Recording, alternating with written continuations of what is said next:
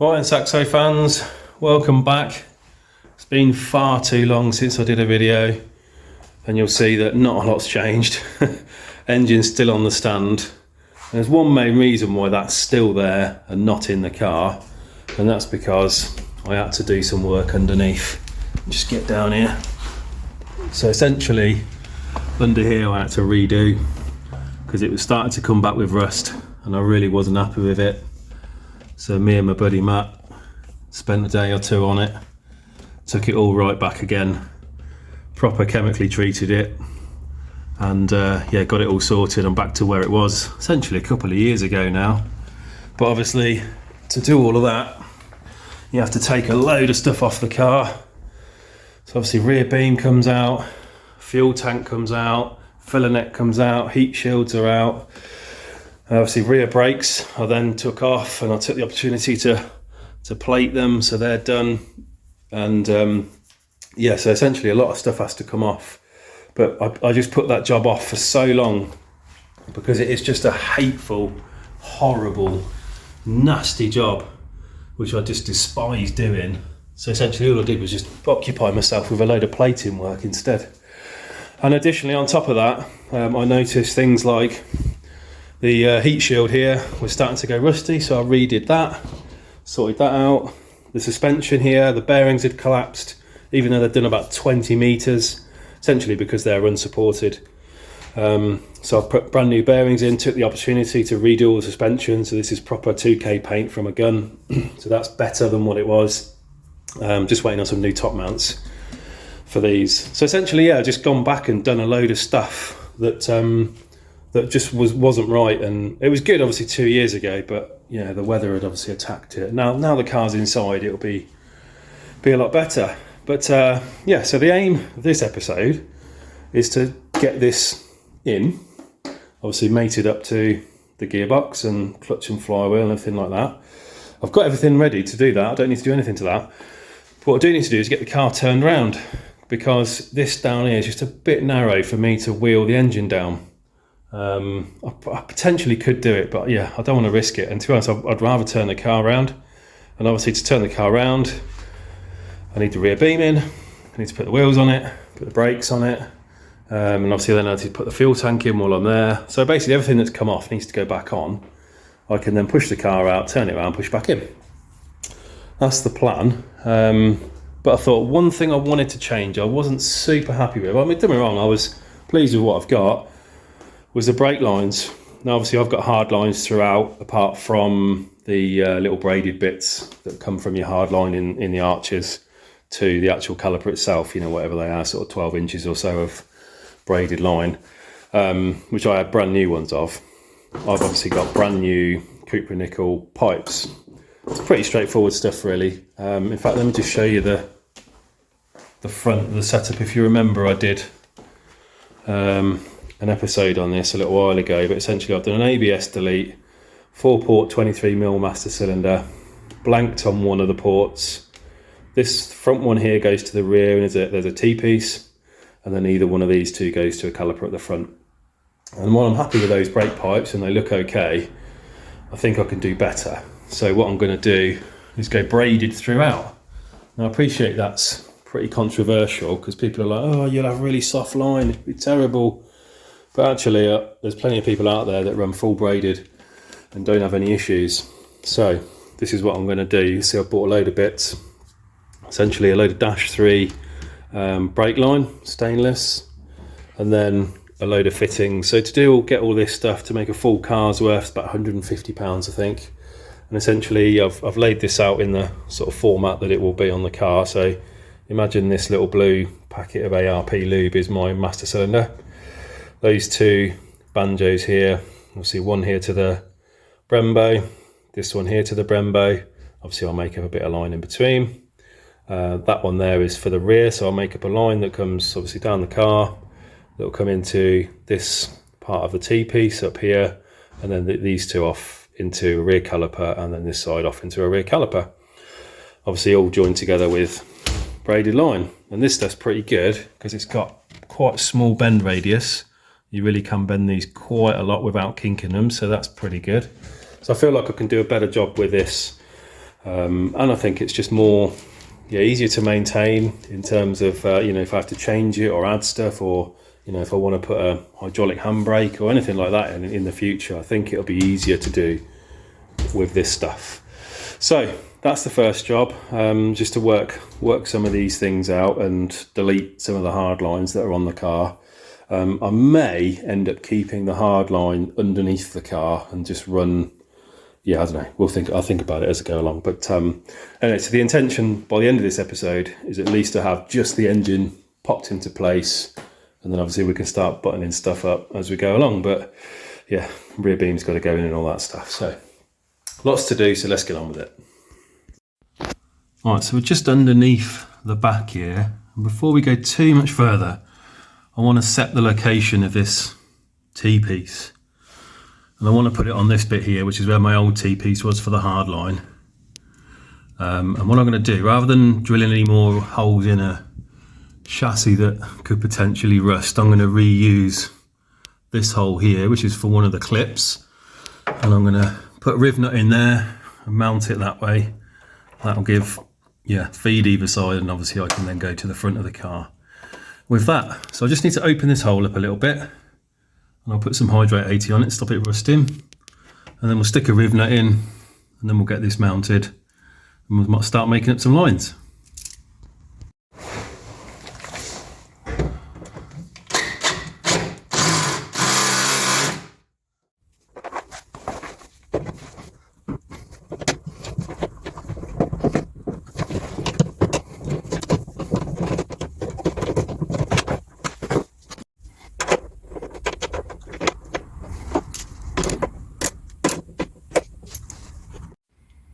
Well, there we go. Hopefully you can see that. So we've got an M8 stainless bolt into a M8, what do you call them? Riv nut. Obviously a T-piece, so this will go to the front. See, move that in any direction, but obviously it's got a route all the way around there somewhere. And then these two bits off to each side. So the next thing now is actually to get the rear beam in, so I can work out the lengths to the rear calipers as well. Nice and easy. Right, making up rear brake lines then. So I've cut a length here, which I think is going to be about enough for the rear. I've probably left it a little bit long, but obviously I can cut it when the rear beam goes in. But essentially the process is dead easy. Now, what you're supposed to do with this, if you're ever cutting braided line, PTFE line, whatever, mask the end up, cut it using angle grinder with a cutting disc on it, but because this stuff's quite small, I actually use a set of cable cutters. These are for like, sort of bike cables, but it's dead good for this. I've just cut the very end off. These are super sharp and they leave a really clean cut. Easy peasy. So with that done, what we then need to do, you'll see it's just squished the line a little bit, so I'll just bring that back into round, just a fraction. There we go. Right, then you need to get your, essentially the crusher, the collet over the end there, onto your pipe. Whoops. That's easy. In this case, I'm actually going to leave it off because I'm going to put it on from the other end in a sec, because obviously I've got the other end, but obviously if you can't put it on from the other end, it needs to go on first. Then we just need to open up the braid off the pipe from the inside, just so we can get our olive down there. So I'll just use a really thin screwdriver, open it up, not too much, just enough.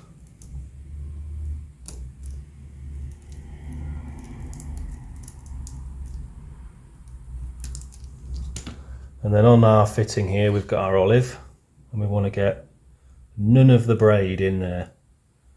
Push that over the top.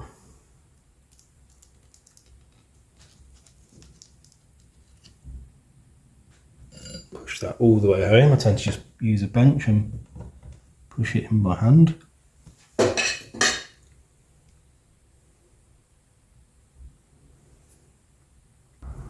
Okay, so what you should then see is on the inside there, the pipe's butted right up as far as it can go.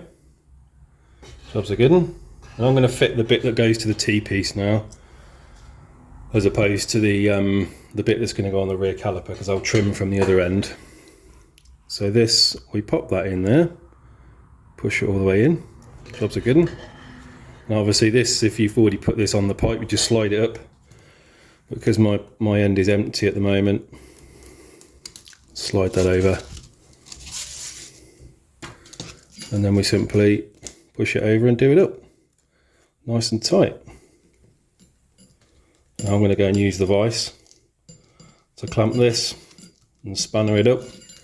But essentially, that's our one end of our line done.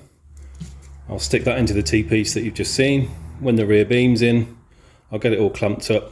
I'll cut this end to length and repeat for that end. And that's our rear line done. It is that simple. Jobs are good, eh?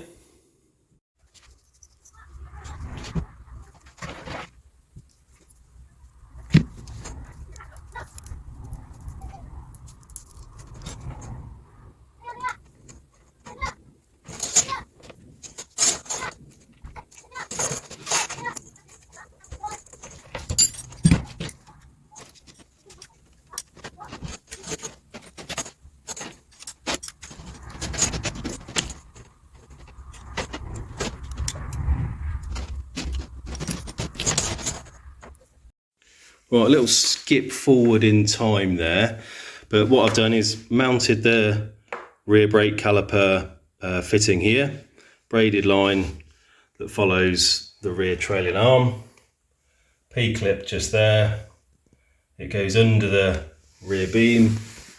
I'm going to attempt to show you this, under here, and that comes to this particular connection here. It's the same for this side. All clipped in, again P-clip there, under there, and over on top of the caliper. So that's both rears essentially hooked in. They are fed by this pipe here, which follows the sort of original routing, if you will, up and above, round there, and yeah, it's tracked all the way.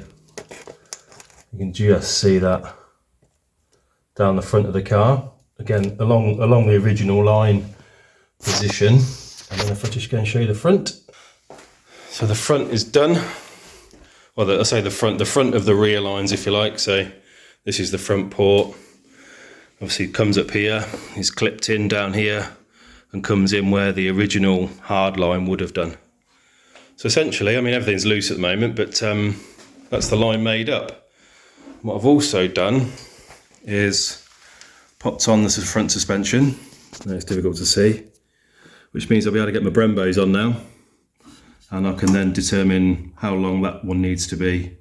But obviously the fronts will be a lot simpler, just because I haven't got to do the full length of the car or T-pieces or anything like that. So what I'm going to do is jump forward now, show you the Brembos fitted with the lines on. Let's do that. Right, through the power of editing, got the first front line done, which is a rear port on here. So I've done rear port here to front left. So in terms of routing, it's all the same as the other one, through the same clip. Your hard pipe comes up and under the chassis rail, so I've done the same with this.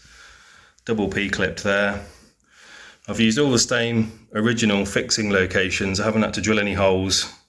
So there was already a fitting there, and there was already a fitting there as well. And then, yeah, into the back of the Brembo with a banjo, which is ideal.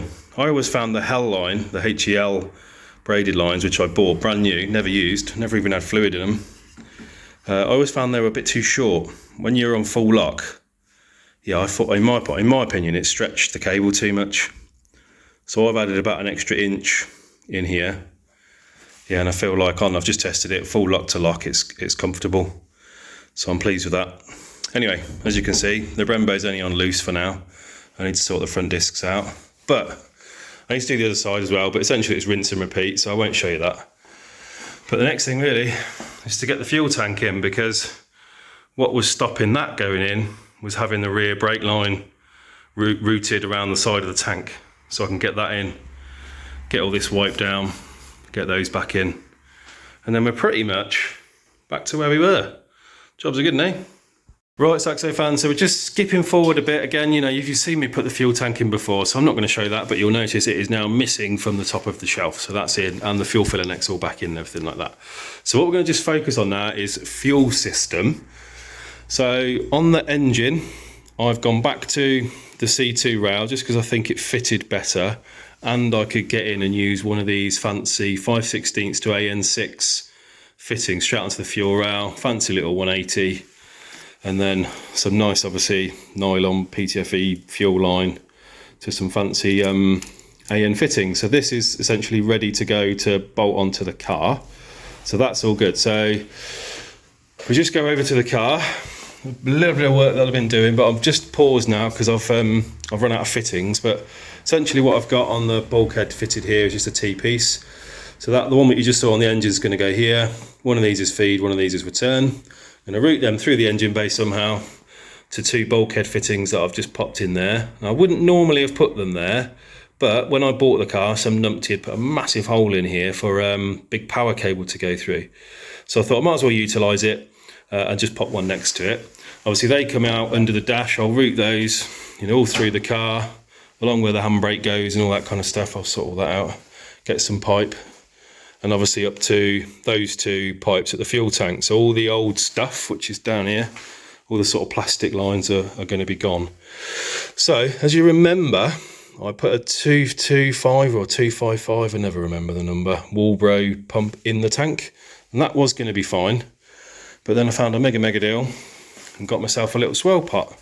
Second hand, I mean, it's in really good nick, apart from the fact that the rubber hoses inside joining the pump up had all perished and all the rubber essentially flaked off and was all skanky and horrible. So yeah, I've given that a really good clean out in there, been through the parts wash. So this came with another Walbro pump in it as well, so I'm keen just before I reassemble this thing to test it. And also I don't know which of these wires are actually connected to which of these four here, so I'm just going to pop this in the bench. Just want to literally power it up for a couple of seconds. I know you're not supposed to run these things dry, but I think just temporarily be fine. Just so I know then which is power and which isn't. Anyway, so let's go and bench test this very quickly, and then we can figure out how to put this in the car and how I'm going to wire it up. Right, it's in the vise.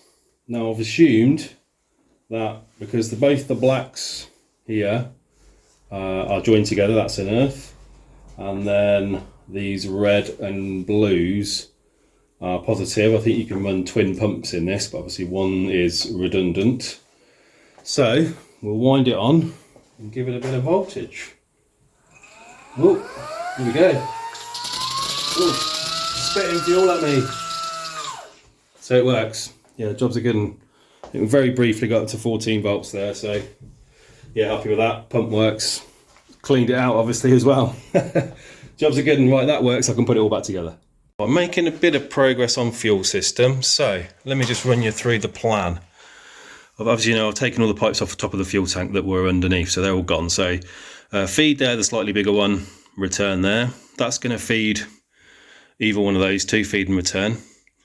And obviously the pump inside will be feed and return on those two. That's nice and easy. For inside the car, I'm going to use still AN6 size pipe, but I'm just going to go with a rubber stuff, and you'll notice these are just barbed ends, obviously, so I'll just clamp them on nice and easy, and I can change them regularly.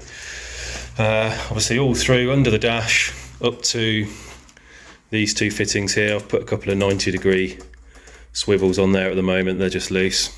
And then what I need to do is get fuel to the engine. So let's say this one here is going to be feed. There's going to be a hose that routes along here, comes to this fitting here, and I've got a little 120 degree, so that's going to be sort of pointing roughly in the right direction to meet that one there. Obviously I need to drill a hole in this. It'll then go through there, through the T-piece. There's a little, can't quite see it, a little 180 degree fit in there, same as what I got on the fuel rail. And obviously that'll come through here and hook up to the engine. So the fuel sort of comes around, does a loop and goes back around. The return side will come out of the bottom of this T-piece into that fitting there. I need to mount the fuel pressure regulator out of there and into that one, obviously back to the tank. That's the plan. First thing I need to do is drill a nice big chunky hole in the back of this bulkhead bit here. It's not a structural part, it's just where the sort of the bonnet seal sits on here. So I'll put a nice big hole through here so I can get all my pipes through safely. Then we'll mount the regulator and then we'll start making up some of the pipes. So for this bit I am going to use proper PTFE pipes because it's all going to be mounted rigid, but inside I'm going to use the rubber stuff. That's the plan. All right, let's start doing it.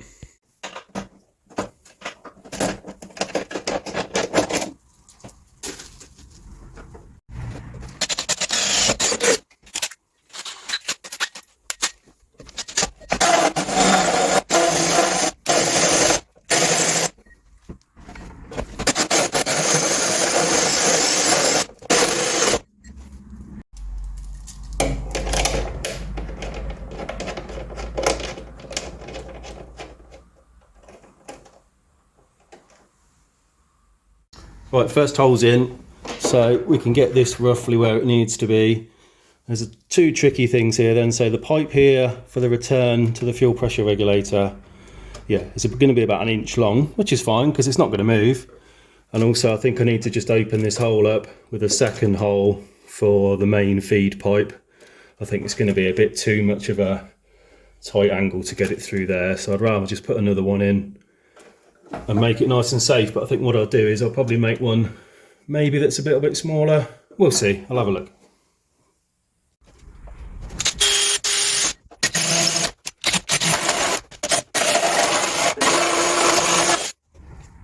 Right, a few minutes then with the hole cutter, a file, and just made myself up a nice rubber grommet, if you like.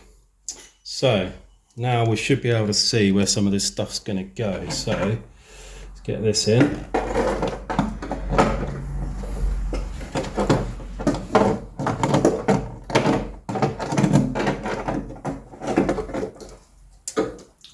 That's going to sit somewhere around the bottom of that there.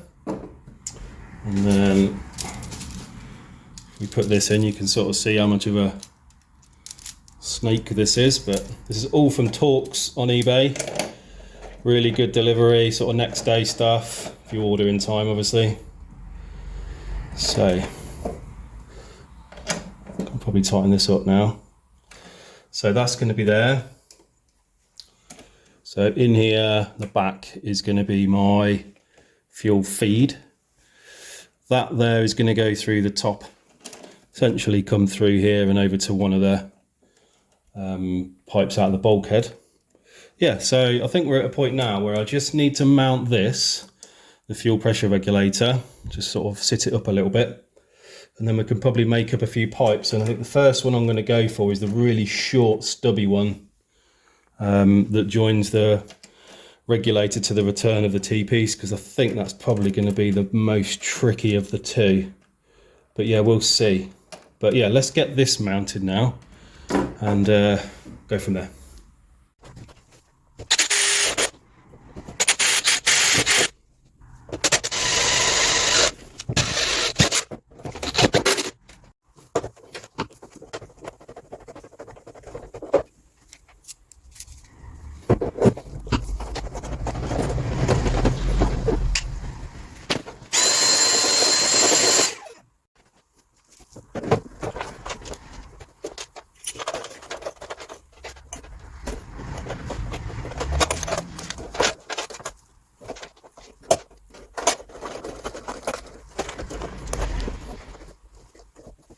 Well, we've got everything mounted now, and my concern was that this one here to the one that you can see me pointing at there was always going to be a very short pipe. So I've actually made the first one up, and I really hope that I've just made it just right, that this will go in.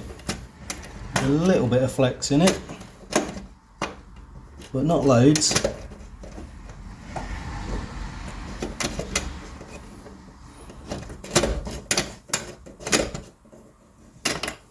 There we go. So obviously I've got to tighten that up, but for all intents and purposes, that's the return pipe to the fuel pressure regulator made. You can see I've left maybe about an inch of pipe in there, and it's got the smallest of kinks in it, you know, not kinks, you know, bends rather. Yeah, pretty happy with that, I'd say. What I might do is just back off the fuel pressure regulator and see where that relaxes, and then give these a final tighten down. Jobs are good now, looking good. Right, that's all the hoses made up then. Didn't show you any of that, you've seen it all before, same sort of stuff. So this one here is return, obviously to the bulkhead, return line through the fuel pressure regulator adjustment screw there is on top, obviously gauge nice and visible, through to the T-piece here, feed side there, all the way through, loops through here. We'll do a little 180 degrees and go off to the engine. So hopefully nice and neat with the hole as well. Obviously no clashes or anything like that. It's not sitting on the body anywhere. Yeah, no danger of it rubbing through. So that's one major job ticked off. The next bit now then is to get these pipes made up in here. So I think I've got everything I need to make those. So I'll make those now, and then need to figure out the filter setup on the back as well, because I've got one of these little Cytec filters with AN6 on it. So yeah, I'll mount that back here somewhere, I think. But let's figure that out next, and I'll show you what it looks like. Right, so skip forward again. Fuel system now basically done. So coming from the side door this time, so you can see 4 pipes then, feed and return up to there, feed and return out of there, return with the fuel filter. I've riveted this down, and I've put it at a bit of an angle just because of the natural angle the pipes wanted to run them down here. They're P-clipped down here. Top one's got these little fancy hose separators in. Just need to put a little bracket on that bit up there just to bring these out of the way. But yeah, for all intents and purposes, it's done. Obviously, standard fuel pump is untouched. That's all good. So the next thing to sort out is wiring, and we'll get onto that now. Right, onto wiring, probably the least interesting part of this whole process, but it needs to be done. So I'm not going to run anything off the original loom. I'm just going to run a separate circuit with a switch on the dash, just because it feels quite motorsporty to have external switches and flick them all on and off as you want to start the car. Anyway, so that, and it's quite easy to do. So I've drawn a little circuit diagram here, and I'll just walk you through what I'm going to do. And I've bought a few little bits. So first one is a 25 amp relay, I believe it is. I can't remember what. No, sorry, 30 amp relay. And obviously I'm gonna fuse that. So we need those, and a switch for the dash, and of course a fuse for that. So those are the bits we're going to need, and obviously some wire, which I've already got as well.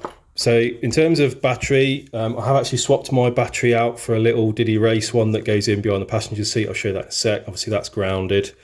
Fuel pump's obviously got a positive and a negative, and then we wire it up to the relay in this fashion. So positive to pin 30, 87 goes to the positive of the pump, 85 there goes to ground, and 86 goes all the way up to the switch on the dash, all the way back to the battery positive. So I've only really got to run a wire to and from the dash, so essentially 2 wires, nice and easy. And I'm going to put the relay at the back of the car, out the way, not with all the other relays. Otherwise I'd have to run a positive there, backwards, I'd have to run a positive there, backwards. So yeah, I'd have to have 4 cables basically, and it's obviously much easier to just stick it at the back and make it nice and tidy. So that's the plan. I'll try and show some of what I'm doing, but obviously it's doing wiring and showing you what you're doing is a bit boring. So I'll show you quickly the battery, because obviously I have changed that somewhat. So let me just spin you around here. So you can see I've gone for a little Odyssey Extreme battery there, so that's nice and easy. And obviously with the proximity of the fuel pump there, it's going to be dead easy to run cabling. Obviously I'm going to run a switch up to the dash there, probably just to the right of the master cutoff. And yeah, that should be okay. Right, anyway, so let's crack on with it. Right, quick test then. So I have wired up the relay. Just everything's temporary at the moment. Everything's sort of, yeah, a little bit down, just loose essentially, but you know, all on spade connectors, and obviously I'm going to change all of those. But my switch is down here at the moment. Obviously this will end up on the dash, but this is the test. So I've wired everything as per my diagram, so this should work. Happy days. Pump is running. Job's a good one. So the next thing really is to actually make this look presentable and run it up to the dash. So I'm going to do that and I'll show you what it looks like when it's finished. Right, wiring is done as per the demo. Obviously just a bit neater and routed into all the panels. I have a switch on the dash. We're all switched on. So big moment. I don't want to run it for too long, so we'll see it's dry.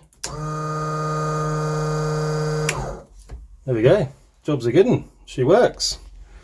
We have fuel pump wired up. So what that means is that I'll still have to use the ignition key, which will run this pump.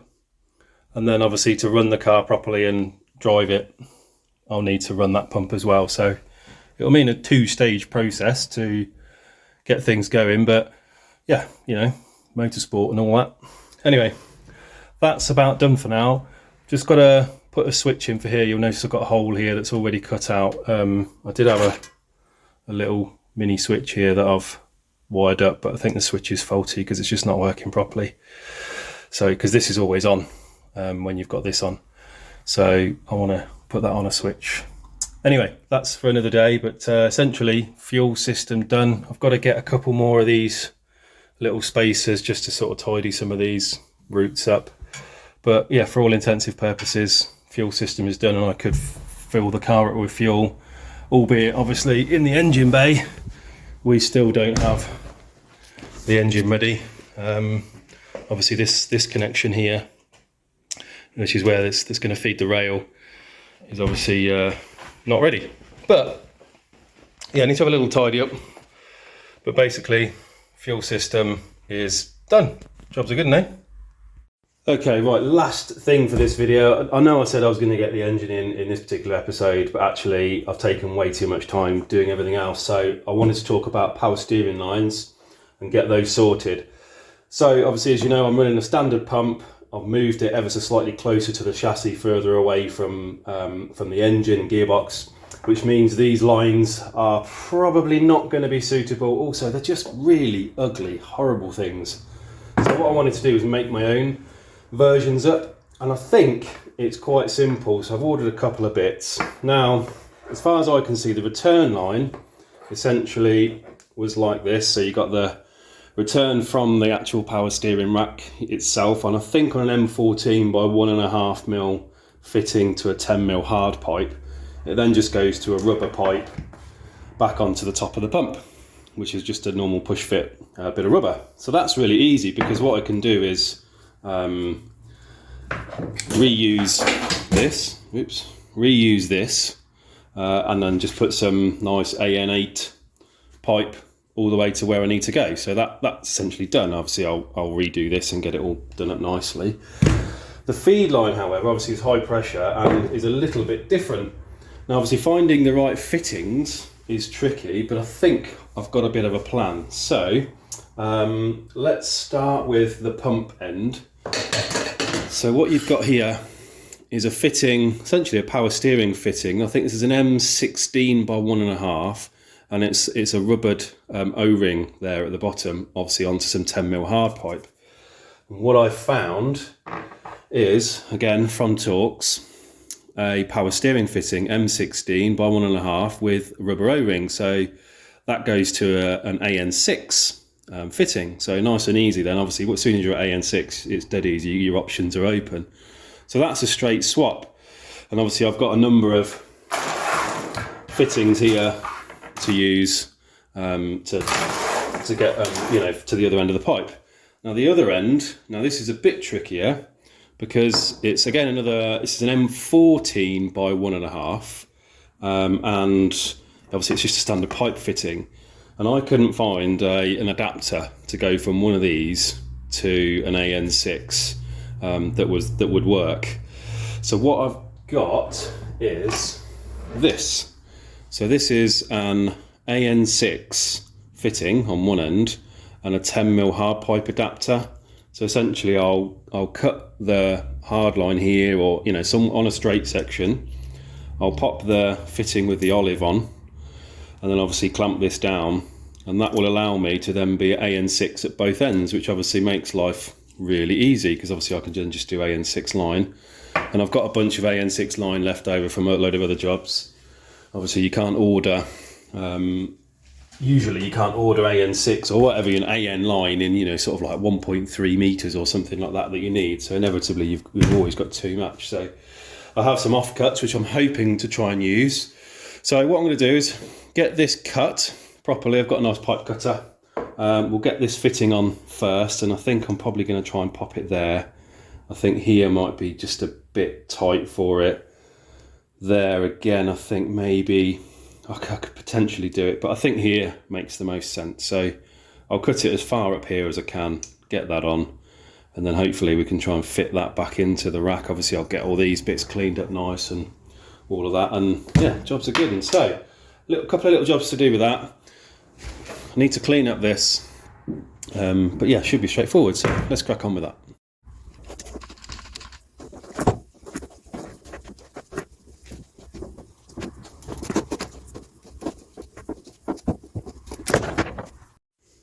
Well, I'll just give this a quick buff up on the wire wheel. I'm going to plate it before I put it on, but just show you how this fits. So collar obviously goes on first.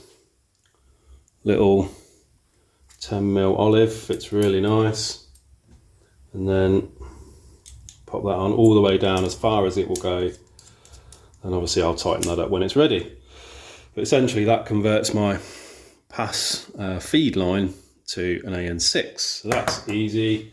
Obviously then AN6 fitting of whatever sort to the pipe, and then the other end will have another AN6 fitting, probably a 90. I think that'll obviously go into the pump, joined up by a bit of hose. So that's, sorry, you can't actually see that there. There you go, you can see that now. That's essentially, yeah, hopefully a feed sorted, and obviously I can run whatever length I like. If you want to know what fittings I've bought, then obviously just let me know and I can stick it in the comments or whatever. I'm going to get this cleaned up. That's obviously a nice and easy straight fit. So basically I think that's a success. So I'm going to plate these, get it all made up, and then I'll show you sticking it on the car.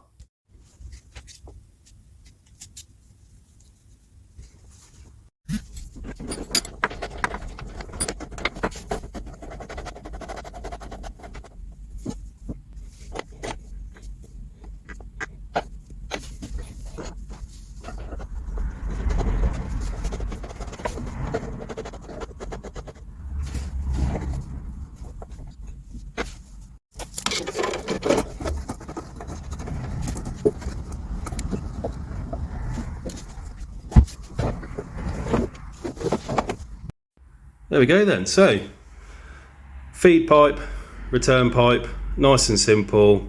The 10mm pipe to AN6 worked out really well. I've clipped it nicely into where the old battery tray would have been, just there. So that's P-clipped. I haven't done the AN8 line yet because I want to get some of those clips that I've got that hold two fuel lines together. You know, that ones I've got for my fuel lines inside. I want to get a couple of those, but an AN6 and an AN8 one together to sort of hold these together as they go round. So yeah, that's basically it. You can see why I wanted to do that before the engine went in, because that would have just been an absolute nightmare. So I'm glad that's done. It's another job ticked off. I think the only thing really left to do in here is to swap out the clutch cable, but I'll come back to that another day because there's something I want to show you. But yeah, essentially, I need to get the car turned around. Still waiting for my brake discs to arrive. I've ordered some fancy ones, which I'll talk about when they arrive. But basically, we're about done. I'm quite happy with that. So fuel system in there, all sorted. So quite a busy episode, got quite a bit done. Sorry the engine didn't go in, but we are closer. Yeah, I was looking at my list of jobs to do, and yeah, there isn't many now, so I think we're very close to just borrowing a crane and getting it in there. Anyway, thanks for watching. It's been a long episode, but I promise you, next episode, engine in.